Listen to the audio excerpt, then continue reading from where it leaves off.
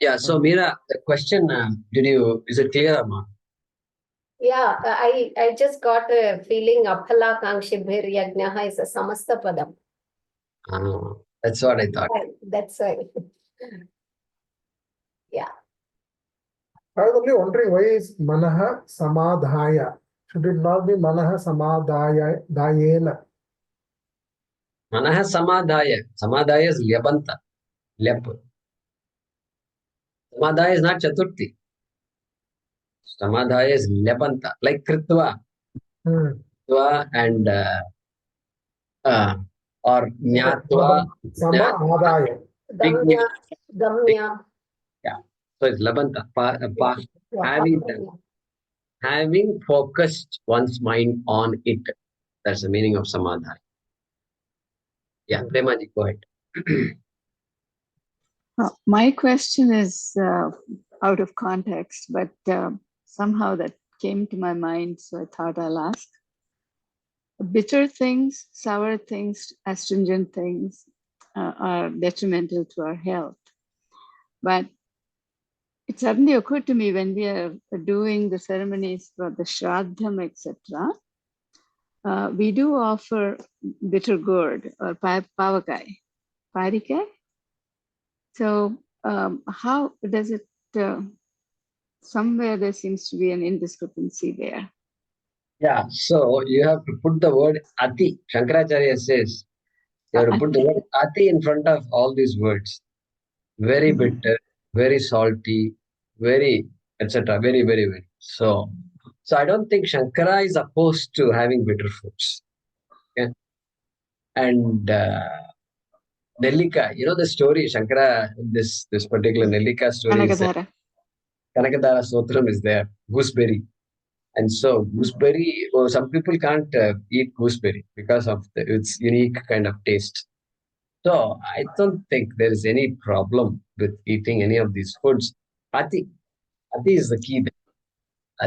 Ati means two things. One is excessively bitter or always having bitter foods. Always having salty. Always. That always also should be put. It means excess, quantity-wise excess. Or quantity is not excess, but you're constantly having salty food. Once in a while, you deprive yourself of salt also. So you think about it. Ati can mean both. And also with the cooking, we don't use certain items like red chilies and which are very, very strong. It's only black pepper and cumin seeds, etc. So going with that, I was wondering about the bitter aspect of it. That is my question. And second thing is Swamiji, with you, Guruji, you forgot on the subway sandwich, very salty olives. The subway sandwich, what was the point? The salty olives they add all the time. They add olives. Olives, yeah. Now, I used to wonder, I had olives once. And then I said, where is the salty coming from? Did by mistake, did they put salt? Then I realized that this olives are very salty. Then I stopped. Thank you, Guruji. Why olives are supposed to be soaked like that, is it? In very salty water? Brine. Yeah, they soak in brine.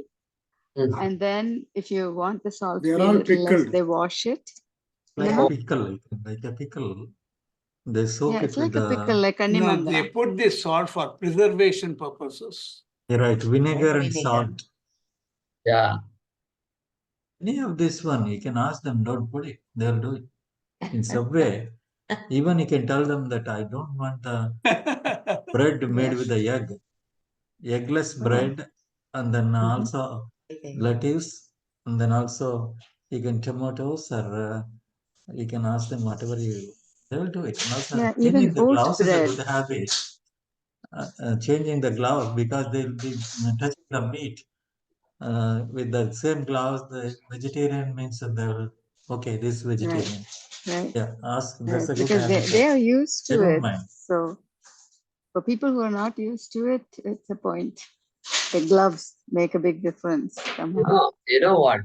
I worked in Houston for a long time, so 15 years or so. Then from Houston, I changed my job and went to a place called Columbus, okay, which is up north again. And I went to Columbus. I was in for a shock because I could not find a proper restaurant to have proper lunch. Subway, I had to walk so long. Every other restaurant, this Midwest culture is there, and I couldn't find proper food. I was struggling for lunch. I mean, whenever I used to have lunch, occasionally I have go out because I didn't bring lunch or something. And so it was a very strange thing. After so many years of living in Houston, where you could get any food anywhere, and good restaurants are there, organic food is there, and they have all these veggie places are there and all. Columbus, no chance, no chance. Guruji, now in Columbus is you can get everything. Yes. And then also it's very, all Indian restaurants are many of them there. And then pure vegetarian restaurants are there. Vegan restaurants. They won't eat milk. Anyway, Vegan that's, restaurant. that's that street where I was, Broad Street. Oh boy, I just it was awkward. Anyway, I think we can manage. We can somehow manage. People do manage it. We You don't survive. have to go to Ohio. Even if you go to Midland, Texas, you won't get anything. So, Correct. You're right. You're right. Right. You're right. not now, at least that those years. Now, different. It's Even in Chicago less. suburbs, when we met about 40 years ago, there was nothing available. We used to go to Diwan Street to get groceries. It's about Indian groceries, right. Indian groceries. Right. Right. Exactly. Yeah, Swapna, go ahead. Namaste, Guruji. My question is, there is talk about food, yajna, worship, everything. There is there any emphasis to take care of the body? Because, and particularly when you're studying in the ashram, was there a time, is that part of the syllabus curriculum to have an hour of yoga, asana, or to just keep yourself healthy, right? Eating healthy, talking about, sattvic food, all that. Because you're sitting so long, you're using your brain. Because when I look around, there are a lot of people who, like you, who are studying Vedanta and who have immersed themselves in these studies. But there is no emphasis on the exercise part, right? So you land up with diseases that can be preventable. And then we don't want to lose acharyas like you to some diseases, right? So Yeah, so that's a good point. That's a good observation. And it is a problem. So the other day I gave the example of Swamiji talking about Rishikesh and sannyasis and all. So, see, in our ashram, in Anikatti ashram, until the courses, the 3-year courses and all, there was a yoga class for an hour, 11 o'clock to 12, there was a yoga class. Okay. Now, in the course I attended, there was no yoga class. Okay, there was no yoga class. Instead, it is some chanting was there, etc. Now, one has to take care of the body. Mind is taken care of, not a problem. But body, that's the issue. That's the issue. Food is okay. Food also taken care of in the ashram. But then this body has to be taken care of. And some people may not even know it properly. They may be very spiritually inclined, but they won't know about the body. Proper practices have not handed over to them. All these issues might be there. And so that is a good point. And different ashrams have different ways of addressing that. Okay, different ways. Some ashrams, like for example, our Praveen Bhattji became a sannyasi. He went to Kailash Ashram became sannyas just now, just on Adi Shankaracharya Jayanti. So we do have to check with them what they do in Kailash Ashram. Some people may take a very hard stance. We have not come here to do physical exercise. Some people may say, I don't know, I'm just guessing. You see, I have to say extremes. Both extremes must be there. Some people put a lot of emphasis on yoga and pranayama, 1 hour, 2 hours, 3 hours. So we don't need all that. But some basic, at least I think, at least half an hour. Because when somebody is going to study Shastram, where time is very short, very little, I think half an hour of yoga. And then later on, when they go home, they can stretch themselves in their rooms. So that we can do. So some push has to be there, I think. So that at least periodic push must be there. So that's what I would do. If I were running an ashram, I would find a way to make sure people are aware that you have to not put on weight when you're in the ashram.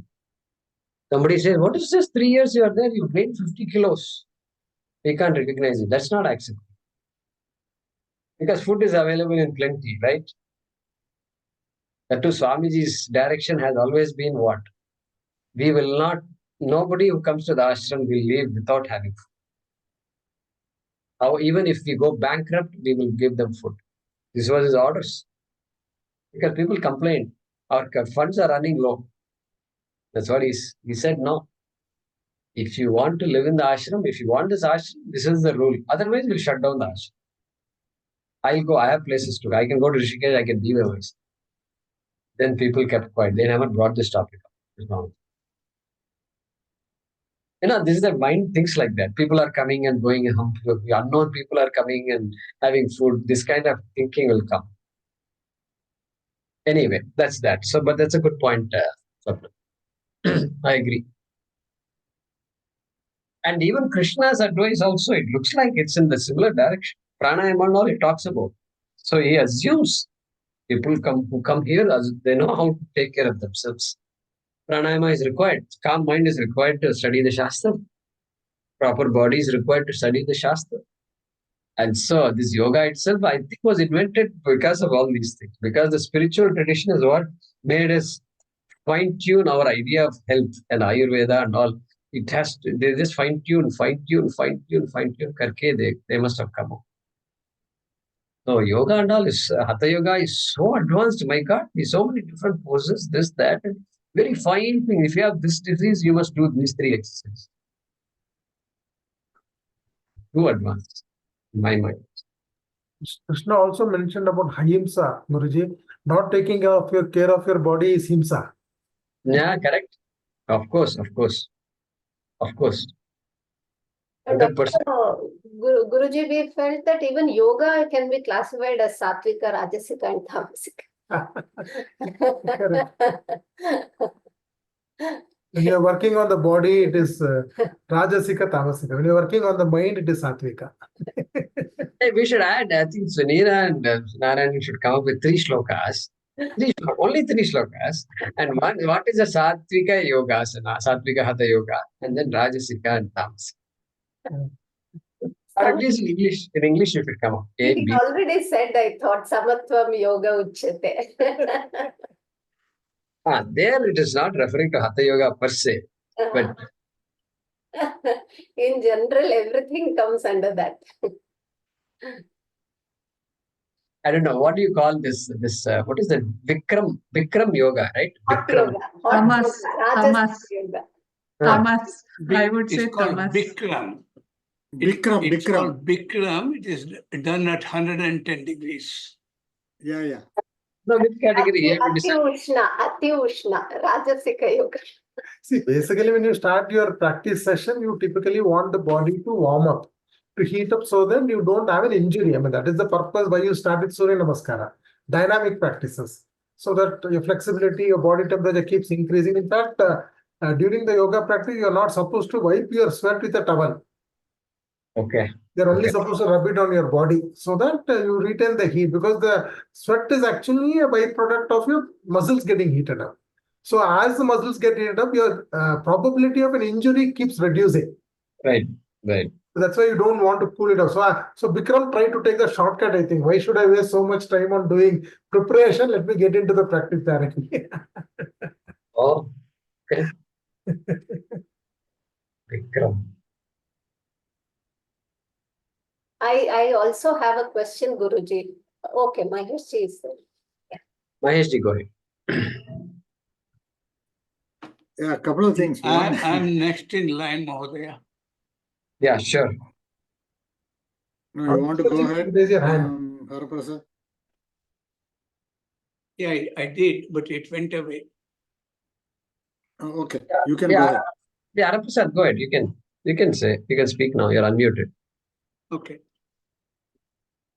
My question to you, you might have explained this before.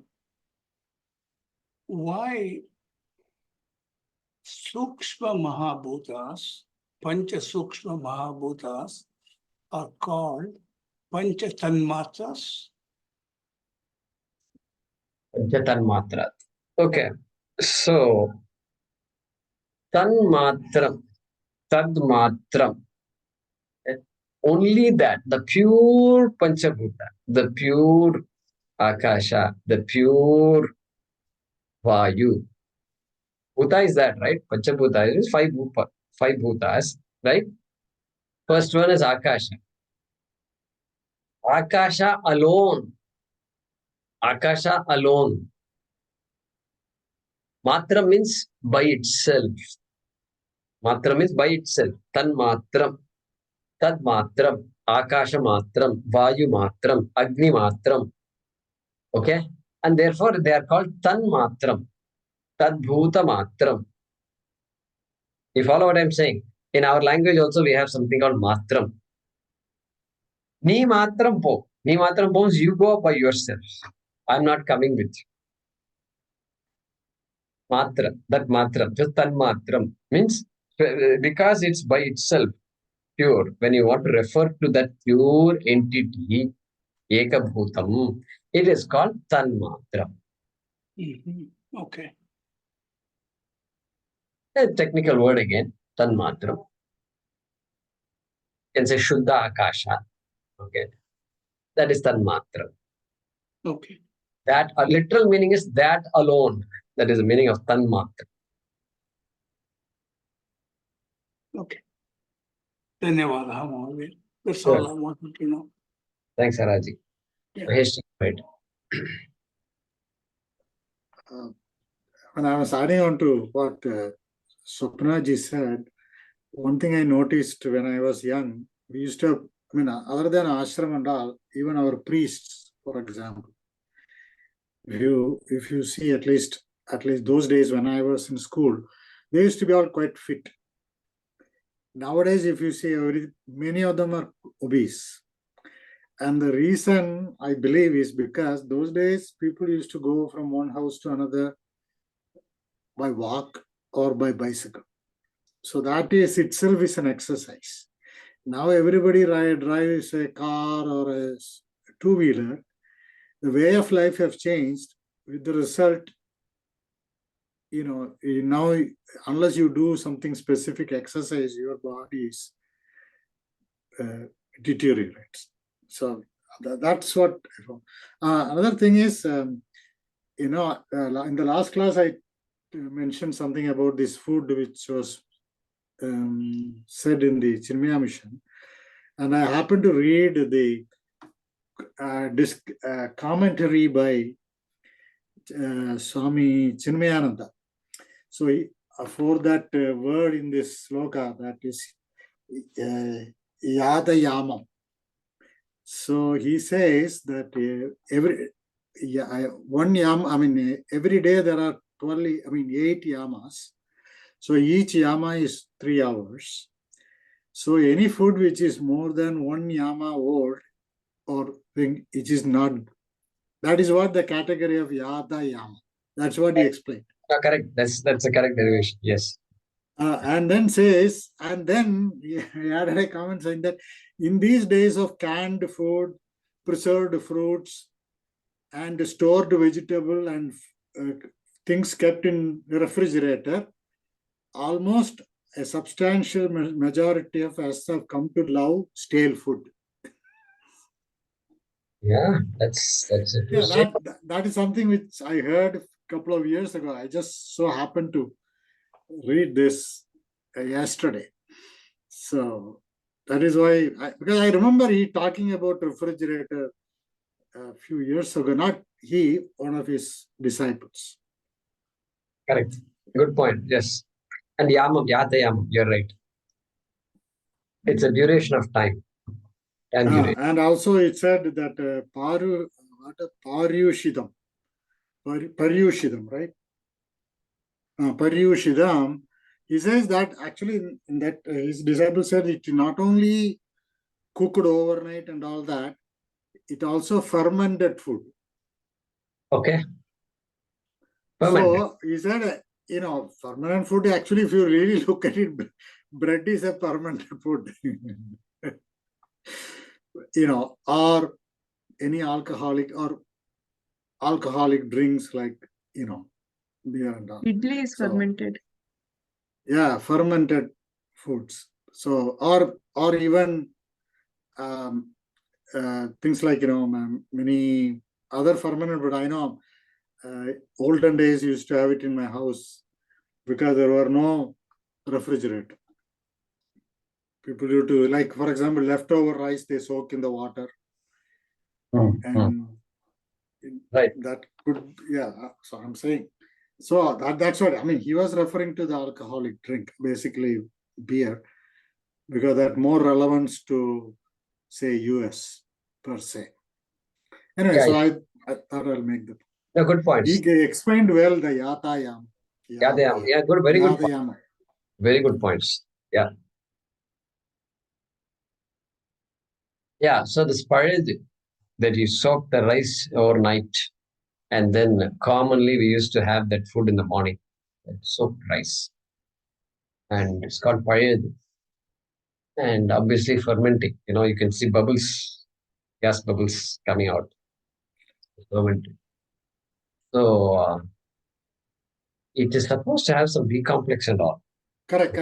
That's what actually one of the gastroenterologists here used to say. You may know him. One Raghuttaman used to be there. AP Raghuttaman. Yeah. He passed away a few years ago. And he used to say that because especially the parboiled rice kept in the water gives, that water has got a lot of B vitamins. Okay. So those bacteria produce the B vitamin B complex. Yeah, that's the key. So they used to say, just like yeast also produces B vitamins, right? Correct. Like idli and all that, when you ferment, you produce B vitamin. Yeah. So like that, for example, I read an article once where they said in India, when you eat the street food, Indian people many people, they don't have deficiency of B complex. Why? Because they eat a lot of street food. It has that. Yeah, rotten food, for example, in some culture, like in Korea, they used kimchi. Kimchi is a rotten cabbage. Okay. With a lot of spices. That is one of their favorite food. Delicacy. Good. Very nice. Anything else, Meera and Narayan?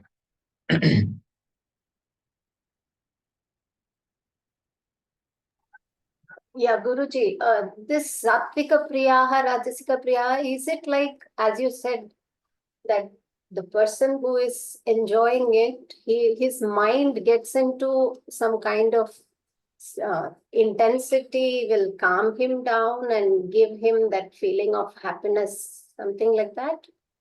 And why is it like each one of us are so different tastes we have?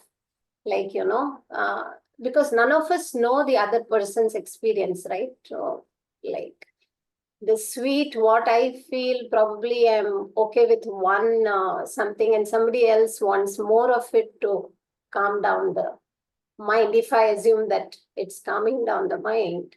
So it's very difficult to understand how it is that the experience, actually what a person gets individually, since we cannot measure it also, we don't know. So what is the kind of criteria, like why is it recommended that Satvika going in a very moderate lifestyle? Is it because it will ultimately lead to, in a very organic way, the mind will allow yourself to know yourself? Maybe that knowledge will just fall in place, or it's there's something else. Ragadveshaviyuktaistu or indriyasyendriyasyarthe ragadvesho vyavasthitau. So here food. Food is an object of raga and dvesha. I hate that food. I love this. This hating, loving is there in food also.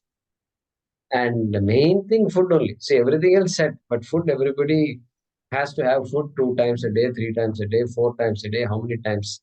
And so, the raga on the food is addressed by the shlokas, saying that, okay, if I am a victim of this food, if I have a food problem, then I can take some guidelines and say, okay, this better to go towards the sattvic types of foods. Now, among sattva, there is a lot of variation and all that. So we are not going to sit and compare who is more sattvic within the sattvic category, etc. That's not needed. But this is enough. The broad guideline, the broad trigonatmic. Because what came to my mind was there are so many people whom I have seen in yoga field also who are very addicted to sattvic. There is a lot of raga towards sattvic kind of. Yeah, that's what we will say. That's what we will say. You do pranayama, but don't do pranayama for 3 hours a day. You do yoga, but don't finish out. Don't have your 3 yoga sessions a day. Means morning 1 hour, and then before lunch 1 hour, then after dinner 1 hour, before dinner 1 hour. So that's 3 hours of yoga, and all. For us, we can't afford all that kind of time. Because when are you going to study the Shastra? Then addiction will come. Addicted to the health. So that good health, if somebody gets it, and then he wants to maintain that great health. So you have to maintain good health, all right, but at what cost? At what cost, right? And so, Shastram, study of the Shastram is what we are after. And so, you have to. You can always do something better. Your health can always be better. Suppose somebody says, "I have good health." Yeah, but it can be better. Suppose suppose you say it can be better also. Yeah, anything can be better, always. But health, great health you need. Anyway, Vyadi is going to come. Vyadi is waiting. The healthiest person also is going to get Vyadi. So have reasonably good health and deal with the Vyadi. And then Shastram, Shravanam Kuru. That's all. We don't, beyond that, we don't, that is not our emphasis. So addiction, you're right. So addiction to good health means what? What is addiction to good health? What is addiction to good health? Overindulgence. Oh, means what? Overindulgence in what? Well, it can be physically, like as you said, yoga. It can be with respect to food also, because there is a place where you don't get anything. And I get addicted to only sattvic food. Nothing suits me after that. Nothing. So life will become hell after that for that person. Extreme. Extreme. We can't adapt a little bit also. So now a sannyasi also is like that, but a sannyasi is adaptable. That person will not say, "Oh, and all, no chance." Okay, this is how it is. Yadricha labha santushtaha is not there in that addicted person. Yadricha labha santushtaha. This is what it is. Okay. So finally, it's coming down to attitude only. Samhita. You can start off with changing your, your diet preferences when it comes to diet.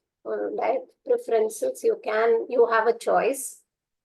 But then this is not something which is ultimate. it's not ultimate. It's not an end in itself. Yeah. Only a tool. It's not an end in itself. It's another discipline. It's a discipline, right? Ahara niyama is a discipline. It can again, we can be caught in that. making something very intense to make ourselves feel good. So if there is nothing else to look forward to besides proper food, then there's a problem. Hmm. If my goal in life is to keep on having proper food, nutritious, sattvic food, okay, if that is my goal in life, Krishna will not be impressed by them. Then so many people are like that. And so where is Bhagavad Gita in your life? That is the question. But I was also thinking, is it after some time when a person continues, because of sattvic food, he can move on to another? That's a prayer, that's a hope, and that's what Krishna has also indicated. You have sattvic food. And hopefully that will correct you with other sattvic people who are also doing Shravana. And so the food will become the common. We're all friends because there is something common. Not everything is common, right? Two friends, not everything is common. Only a few things are common. You get that commonality and then you get to know the other side of the world. Correct, you're right. Sattvic. Good habits. Good habits are always helpful, right? Wherever we are. Okay. Just one more thing on the fermented food, Guruji. For vegetarians, fermented food is the only source of B complex. There is no other source of B complex for vegetarians. Okay. Correct. And that's why they give B complex injections. So fermented food. That means this payadi is good for us, I think. We have to. We got curd. Curd is the basic fermented food. Curd is there. Okay. Curd. But then how much can you eat curd? I mean, so the problem about B complex is it's water soluble. So you vegetables which will have, you wash it, it's gone. B complex is water soluble. So you wash it, it will go away. So fermented food is the only source of B complex for vegetarians. Starting with curd, payakanji, all that. Idli. So when the idli is cooked, the B complex continues to stay? I guess there may be deterioration. I'm not sure, but I think it may be deterioration. But payakanji and curd is uncooked, so it has the largest amount of B complex. I thought fermented food was good for the gut because of, doctors might know it, because of its probiotic and all that. Yeah, it's probiotic. Probiotic, yeah. Very good. Any other ones? Okay. Premaji, actually. So Premaji had a question? Dhanyawada, Guruji. Yes, Guruji, what I was going to say was at the very start of the conversation, you mentioned that people who are doing spiritual practices, these are helps to keep the practice in a sattvic mode. But when you look at the rest of the generation, like the poor Inuits or the Eskimos, they get nothing else, and their food is blubber, whale fat. They don't have anything else. You can't tell them that you have to eat kotamali or something like that because it won't work with them. So for people who are already into the practices, who are aware and want to progress ahead, these are all tools. Like, for example, moderation is one of the criteria you mentioned. So when our ancestors, I watched my grandfather and my uncles early morning, they did their yoga. I saw my grandfather and my chitapas and everybody else. They had their routine. They would do their Sandhya Vandanam and they would do their asanas. But it didn't continue all day. It was just for that 45 minutes or whatever time they allocated to it. Rest of it was, like you said, yajnas. They did look after the trees and the plants and they helped people who were going on. So it's a way of life that we have to get used to, and we cannot say it applies to everyone. It only applies where you're meant to be and you're put in that place so you can utilize, think of the benefits and apply. So that opportunity is the gift. Right. And everybody can't also adopt that kind of a lifestyle. Cannot. It's not attractive to them either.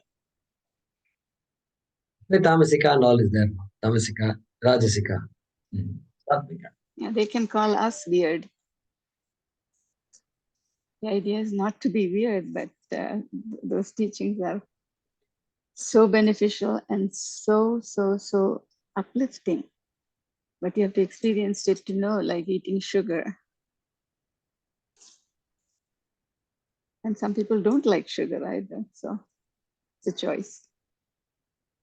So that's what. Thank you, Guruji, for allowing this dialogue because so the it focus opens up a lot. Yeah. So the focus must be on Yoga Shastre Brahma Vidyayam.